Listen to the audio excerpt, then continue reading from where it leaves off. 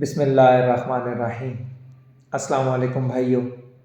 ہم اس المناک دور میں جی رہے ہیں جب ایک ماہ سے زائد عرصہ ہو چکا کہ فلسطینیوں کا کعبہ سے مقدس لہو و حرمت پامال کی جا رہی ہے، لیکن حکمرانوں کی غیرت نہیں جاگ رہی۔ بھائیو، آخر کب تک ہم خاموش رہیں گے؟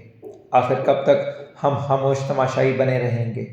اس کا جواب یہ ہے، تب تک جب تک مسلمانوں کے لہو و حرمت کو کعبہ سے زیادہ قیمتی جاننے والا نظام قائم نہیں ہوتی، جب تک مسلمانوں کے لہو و حرمت کو کعبہ سے زیادہ قیمتی جاننے والی ریاست قائم نہیں ہوتی، جب تک مسلمانوں کے لہو و حرمت کو کعبہ سے زیادہ قیمتی جان کر اس کے سامنے ڈھال بننے والا خلیفہ موجود نہیں ہوتا۔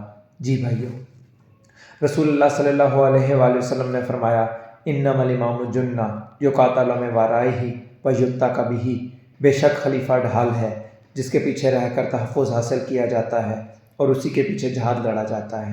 بھائیو، یہ ریاست خلافت کی ڈھال ہی تھی جس کے زیر سایہ فلسطین کو سیدنا عمر فاروق نے آزاد کروایا۔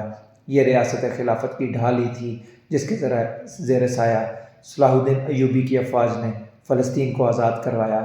یہ ریاست کی ڈھال ہی تھی جس کے زیر سایہ خلیفہ عبدالحمید رحمہ اللہ علیہ کی افواج فلسطین کی حفاظت کرتی رہی۔ آج 1 مہینے سے زائد عرصہ ہو گیا، 4 ملین سے زائد افواج مسلمانوں کی حفاظت کے لیے حرکت میں نہیں آ سکی، کیونکہ ان کے اوپر وہ ڈھال موجود نہیں ہے، وہ نظام خلافت موجود نہیں ہے، ریاست خلافت موجود نہیں ہے۔ بھائیو، ہمیں سمجھنا ہوگا وقت کی ضرورت کو، ہمیں کھڑا ہونا ہوگا، اس کفریہ جمہوری نظام کو جڑ سے اکھاڑ کر رسول اللہ صلی اللہ علیہ وسلم کے منہج کے مطابق سیاسی و فکری جدوجہد کرتے ہوئے ہمیں ریاست خلافت کے قیام کو یقینی بنانا ہوگا کہ بے شک ریاست خلافت کے قیام کے ساتھ ہی مسلمانوں کا کعبہ سے زیادہ مقدس لہو و حرمت محفوظ ہو سکیں گے۔ بھائیو، مسائل کا حل نئی سیاست، نئی ریاست صرف خلافت میں پوشیدہ ہے۔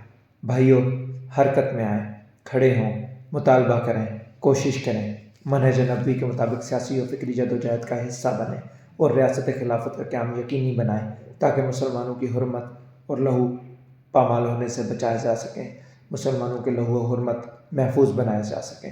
وآخر دعوانا الحمدللہ رب العالمین۔